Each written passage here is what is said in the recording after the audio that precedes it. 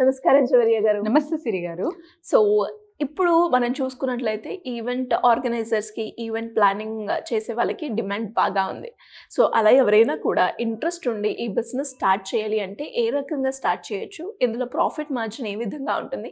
దానికి కావాల్సిన రిక్వైర్మెంట్స్ కావచ్చు, ఎలా ఉంటుందండి ఒకసారి? సిఎంఆర్ ఫ్యామిలీ మాల్ ఇప్పుడు మన కేపీహెచ్బిలో ఫిబ్రవరి 10వ తేదీన ప్రముఖ నటి శ్రీలీల గారిచే ఘన ప్రారంభం.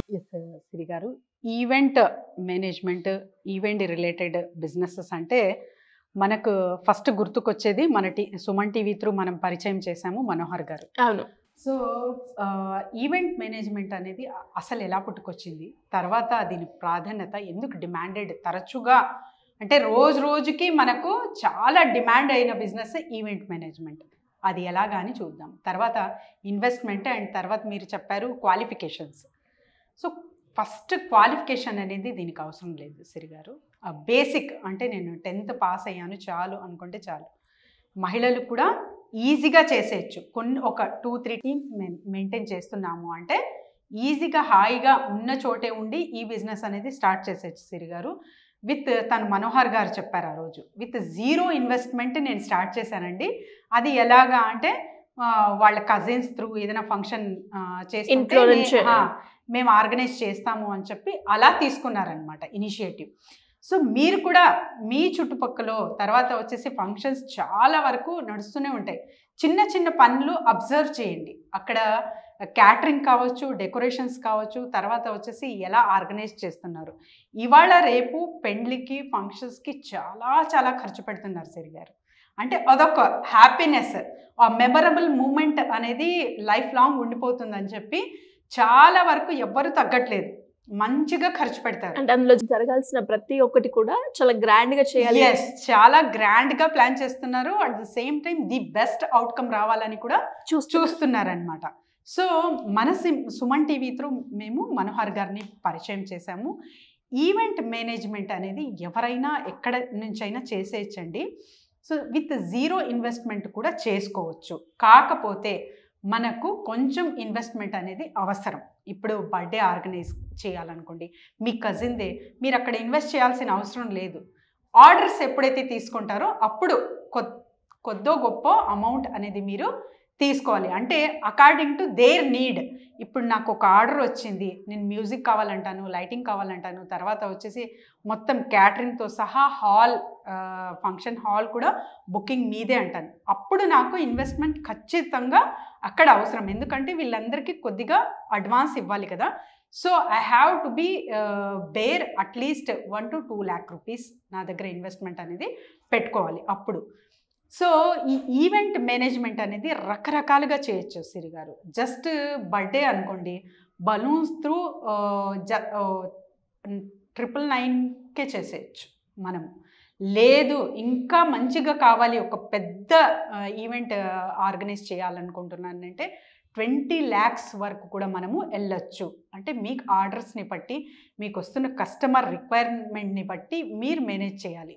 అట్ ద సేమ్ టైం ఒక ఈవెంట్ మేనేజ్మెంట్ బిజినెస్ స్టార్ట్ చేస్తున్నారంటే ఫస్ట్ మీరు ఎలాంటి మనస్తత్వం ఉండాలంటే, ఎవరితో అయితే ఆర్డర్స్ తీసుకుంటున్నారో అంటే క్యాటరింగ్ వాళ్ళు కావచ్చు, లేకపోతే డెకరేషన్స్ కావచ్చు, ఇంకా ఇతర ఎవరితో అయినా సరే వాళ్ళతో టైఅప్ అవ్వినప్పుడు ఖచ్చితంగా డబ్బులు టైంకి రిటర్న్ ఇచ్చేయాలి, వాళ్ళ అమౌంట్ వాళ్ళకి. అప్పుడు మీరు మంచిగా అంటే తరచుగా మళ్ళీ ఆర్డర్స్ పెడుతూ ఉంటే వాళ్ళు అంతే మంచిగా పనిచేస్తారు. This is the secret in event management. తర్వాత వచ్చేసి క్వాలిటీ పరంగా అంటే ఏదైనా కావచ్చు, ఒక ఫంక్షన్ మనం ఆర్గనైజ్ చేస్తున్నామంటే ఫస్ట్ ప్రాధాన్యత ఇచ్చేది ఫుడ్కి సిరి గారు.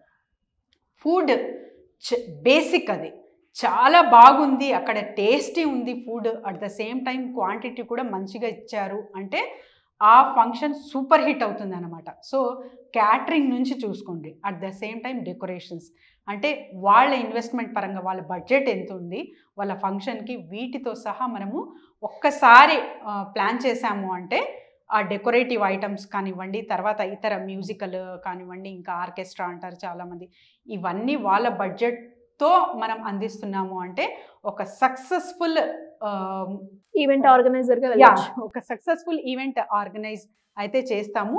సో అక్కడి నుంచే మీకు లీడ్స్ వస్తాయి. ఒక ఫంక్షన్ చేశారంటే ఎవరైనా సరే మీ ఫంక్షన్ చాలా బాగా జరిగింది, ఎవరు చేశారు అని అడుగుతారు. So you will get the another lead there. So ఎప్పుడైనా సరే నేను చేసే పని, నాకు వచ్చే పని, నాకు నచ్చే పని, నలుగురికి నచ్చే పని ఎప్పుడైతే చేస్తానో అప్పుడు ఆ బిజినెస్ సూపర్ హిట్గా అవుతుంది.